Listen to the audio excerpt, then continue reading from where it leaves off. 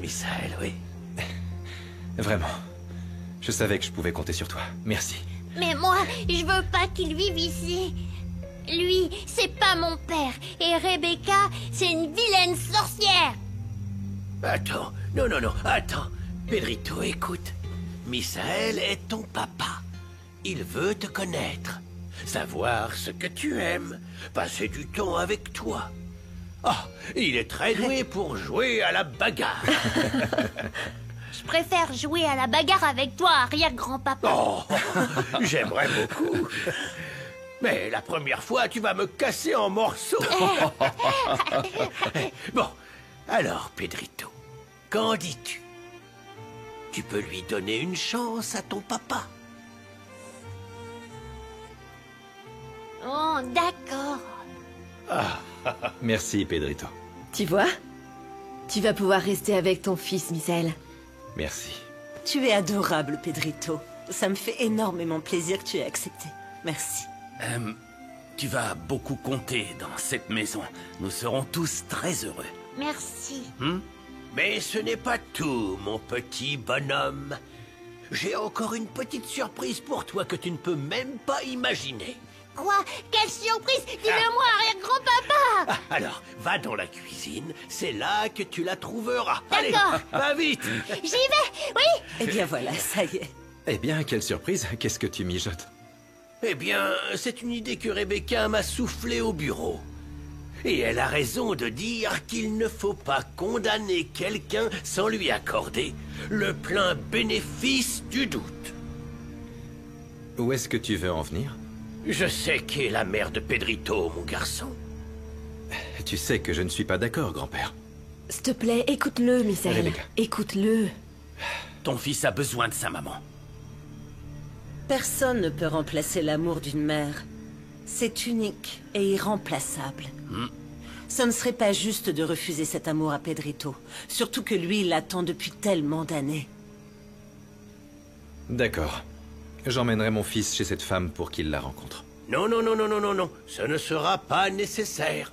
Nous l'avons fait venir à la maison. Quoi? Arrière-grand-papa, c'est vrai que t'as fait venir Vanda pour que je me sente pas seule et loin de mon quartier?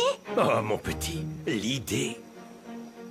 L'idée n'est pas de moi, Pedrito, non. C'était celle de ton papa. Merci.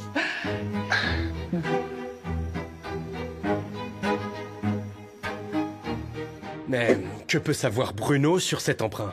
Il y a eu un autre retard de paiement et une fois de plus, les intérêts ont augmenté. C'est grave, José Emilio. Au rythme où on va se faire bouffer par les intérêts. Et Misaël ne t'a pas transmis d'avis sur la révision des comptes? Non. Avec le décès de ta tante Monica, la réunion prévue a été annulée. Et je comprends parfaitement que tu veuilles laisser du temps à Misaël pour son deuil, mais... Tu vois bien l'état de nos finances. Oui, tu as tout à fait raison. L'entreprise ne peut pas attendre. Je vais moi-même vérifier les informations, Sébastien. J'ai besoin de voir ce qui se passe avec ces paiements. Et après, Misaël me donnera ses explications.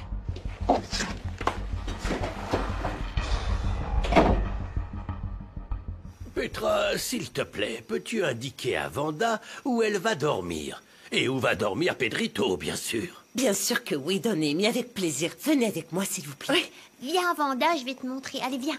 Excusez-moi, Pedrito, c'est très bien. Allez-y. Ouais, regarde. C'est super grand ici, hein. Rebecca, j'accepte que tu vives dans cette maison par rapport à mon petit-fils Misaël. J'aimerais ainsi honorer la mémoire de ma fille Monica, qui nous a été arrachée si cruellement. Mais attention, il est hors de question que je tolère le moindre problème dans cette maison. Tu as compris? Et toi, Misaël, si tu veux être proche de Pedrito, il y a plusieurs façons de le faire. Tu peux jouer dans le jardin, l'emmener à l'école, et surtout, écoute-le. C'est ce dont ton fils a besoin. Bon, je le fais aussi pour mon arrière-petit-fils. Pouvoir tous unis, vivre comme un père et un fils, sera mon héritage pour toi. Je sais, grand-père. Et vraiment, j'apprécie. C'est pour cette raison que j'accepte cette femme. Mais il faudra lui fixer des limites très claires, on est d'accord?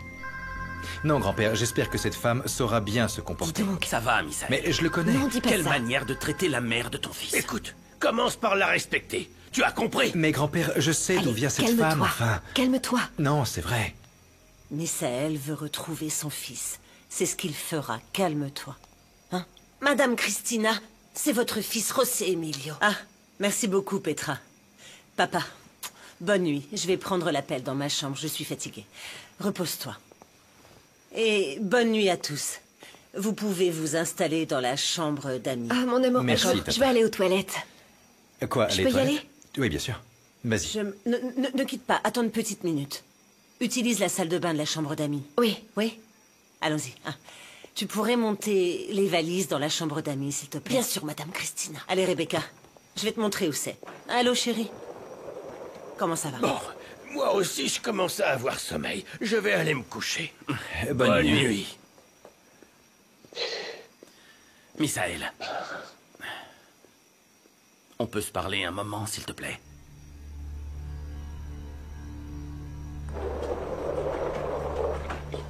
Merci. Là, c'est parfait. Excusez-moi.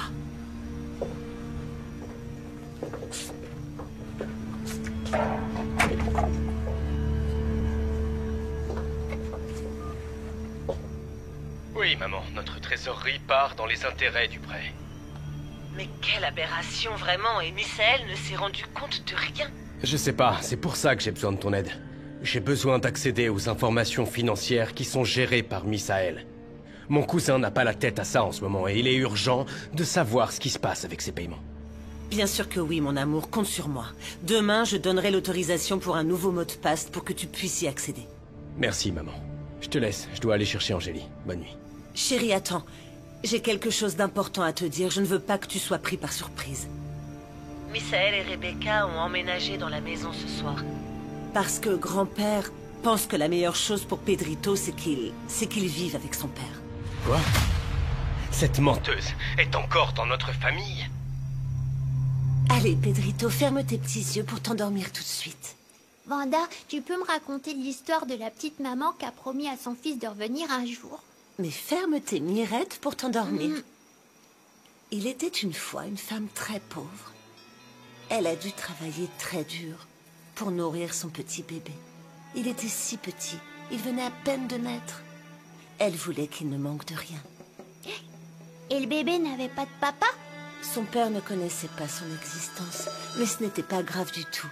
Elle était déterminée à partir loin avec son bébé. Elle l'aimait plus que sa vie. Mais un jour, une méchante femme l'a volé. Est-ce que la sorcière l'a mangé? Non. Elle l'a emmené pour le cacher très loin de sa maman, pour qu'elle ne le retrouve jamais. Ne pleure pas, Vanda. C'est qu'une histoire. Ça me rappelle mon petit garçon. Tu verras que bientôt tu le retrouveras. Et tu sais, ma maman aussi, elle viendra pour me récupérer. C'est vrai que ma maman est belle et gentille. Pas comme a dit cette dame. Elle est belle et gentille, pas vrai? Allez, ferme tes petits yeux pour que je puisse continuer, Pedrito. Oui. Oui.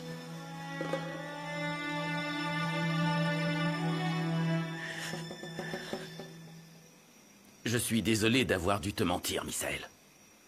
Je sais qu'il n'a pas été facile pour toi d'apprendre que Mauricio est ton père biologique. Et peut-être que je suis égoïste. Mais je suis content de ne pas l'avoir su avant. Oui, oui, mon fils. Parce que ça m'a permis d'être à tes côtés. De te voir grandir. De t'aimer comme un fils. Parce que c'est ce que tu es pour moi, Misaël. Tu es un fils, tu es mon fils. Et oui, je me considère effectivement comme un père pour toi, avec beaucoup, beaucoup de défauts. Mais j'ai toujours fait de mon mieux. Je te demande seulement de me permettre d'être près de toi. Qu'on laisse derrière nous les problèmes qu'on a eus. Et qu'on rattrape ensemble tout ce temps perdu. Oui. Toi et ton fils, mon petit-fils. Mon petit-fils. Pardon, je t'aime. Je t'aime tellement, Misaël. Tu pourras toujours compter sur moi. Et rien ne me ferait plus plaisir que de te voir heureux, très heureux. Je peux te serrer dans mes bras. Oui, oui, bien sûr, comme tu veux.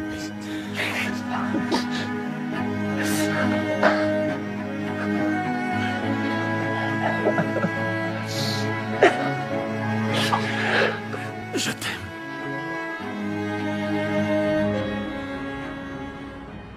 Après tout ce que Rebecca a fait à Elena, je ne comprends pas qu'elle puisse la laisser entrer dans le restaurant. Ah, Renato, c'est tellement dur de la voir ici.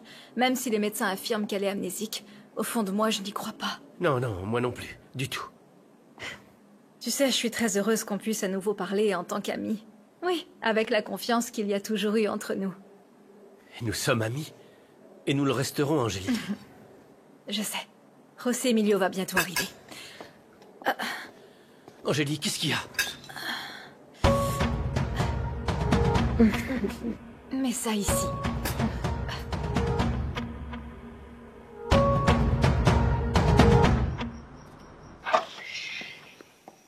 Ce concours de dégustation est très prestigieux, mon amour, et le prix à gagner est très tentant.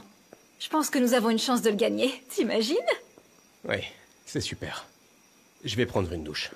Mon amour, viens. Arrête de réagir comme ça.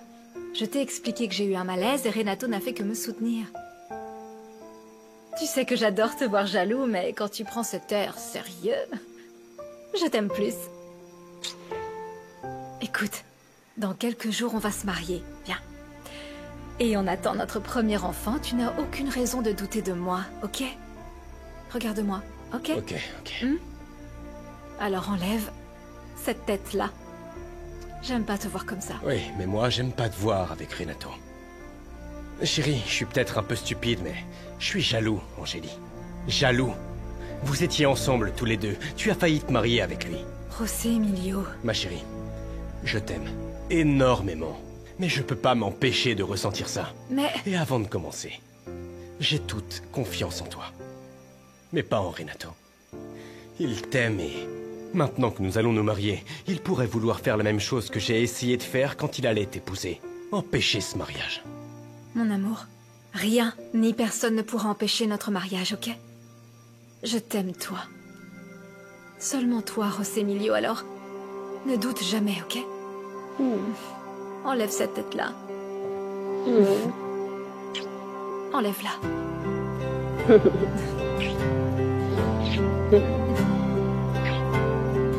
Désolée de vous appeler à cette heure-ci, maître, mais j'ai vraiment besoin de savoir où en est ma demande de divorce.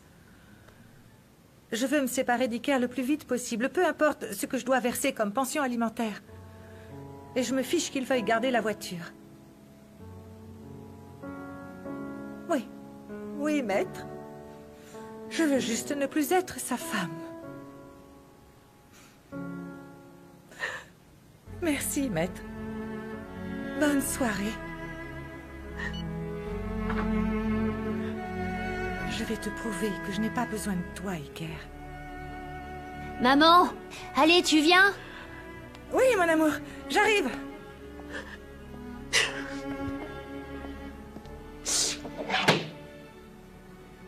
Merci de m'avoir accompagnée, Santi. Et aussi de t'occuper de moi. Sandra, je le fais pas juste pour te protéger. J'aime être à tes côtés. Pardon. Ah, je voulais pas te mettre mal à l'aise. Et encore moins t'effrayer. Je sais pas comment l'expliquer, Santi, mais... je me sens toujours pas très bien. Ouais, je sais. Le docteur m'a dit qu'il te faudrait du temps pour t'en remettre. Je vais pas te presser. Je te dis ce que je ressens. Je vais te laisser te reposer. Salut. T'es déjà rentrée, Sandra? Tout le voisinage s'est organisé pour faire des rondes dans le quartier et veiller les uns sur les autres. Regarde, voilà ton sifflet, ma belle. Si tu entends un bruit bizarre, tu siffles et on arrive. Merci beaucoup. Très bonne idée. Je peux partir tranquille. Essaye-le, non? C'est ça.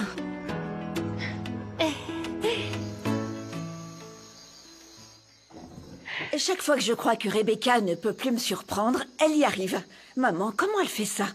Non, franchement, elle les réunit tous pour leur présenter ses excuses, parce que soi-disant, elle est amnésique. Non, mais il y a qu'elle pour faire ça. Chérie, quand on souffre d'une maladie grave, on commence à voir les choses différemment. Elle est la seule à savoir ce que c'est de vivre sans se souvenir de rien. Non? C'est pour ça que ton grand-père lui accorde le bénéfice du doute. Mais maman, je ne le crois pas du tout. Et puis elle s'est incrustée dans la maison, franchement, vraiment c'est le comble. Maman, fais attention à cette fille qui vit sous ton toit, s'il te plaît. Non, quelle horreur digne d'un vrai thriller, le thriller des Rivero Cuellar. Moi, ce qui m'inquiète, c'est ton frère, chérie. Je ne sais pas quelle sera sa réaction en voyant Rebecca ici. Il se marie ce week-end avec Angélie, et comme elle est ici dans la maison, eh bien, je ne sais pas comment l'empêcher de venir au mariage, tu vois. Oh non, elle a intérêt à rester à sa place. Elle a bien choisi son moment. Vraiment, on dirait presque qu'elle le fait exprès. Maman, et si elle empêchait le mariage? Non, non, Fatima. Ne t'inquiète pas pour des choses qui n'ont pas eu lieu. D'accord? C'est que Rebecca a vraiment un don spécial pour gâcher le bonheur de mon frère et d'Angélie. Ma chérie, soyons positives et pensons que absolument tout se passera très bien, mon amour. Bon, écoute, je vais aller me reposer. Je t'embrasse très fort. Je t'aime. Attends, maman. Ne raccroche pas, je veux que tu me racontes avant ce qui s'est passé avec mon oncle Adolfo. J'ai appris que vous étiez sortis ensemble, et il t'a emmené où? Eh bien, on est juste sortis faire une petite promenade, rien de plus.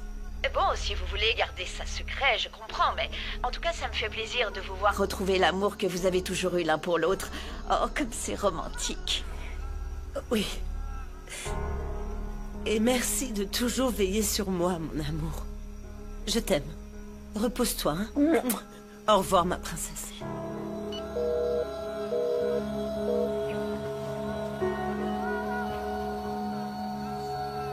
Excuse-moi, je ne veux pas te mettre la pression, Christina, mais je pense que tes enfants devraient savoir ce que tu traverses.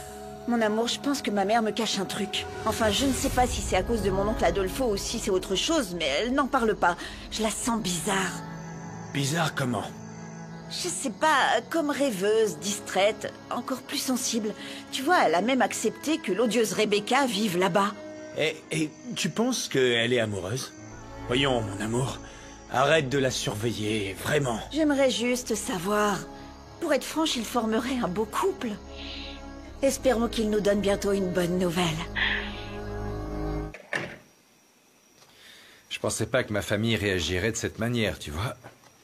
C'est incroyable, tout le monde est prêt à m'apporter son soutien, et alors ça, je m'y attendais vraiment pas du tout. On dirait que ce sont des gens bien. Écoute, ce soir, Adolfo et moi, nous avons eu une discussion entre père et fils. Adolfo?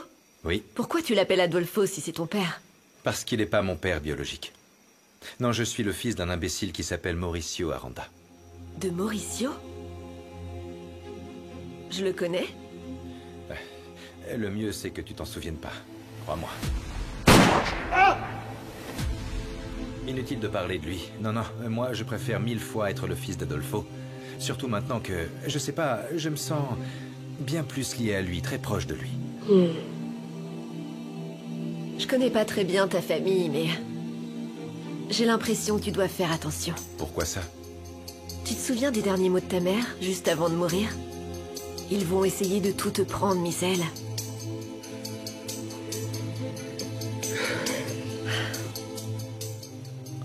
Pourquoi tu as ce téléphone? Je voulais appeler ma mère. Parce que mon téléphone n'avait plus de batterie. Alors j'ai décroché ce téléphone pour l'appeler. Et j'ai surpris une conversation entre José Emilio et Christina. Ils parlaient d'accéder et d'examiner tes comptes de l'entreprise. Un truc comme ça, j'ai pas compris. Mais j'ai entendu dire qu'elle allait changer les mots de passe pour toutes ces informations.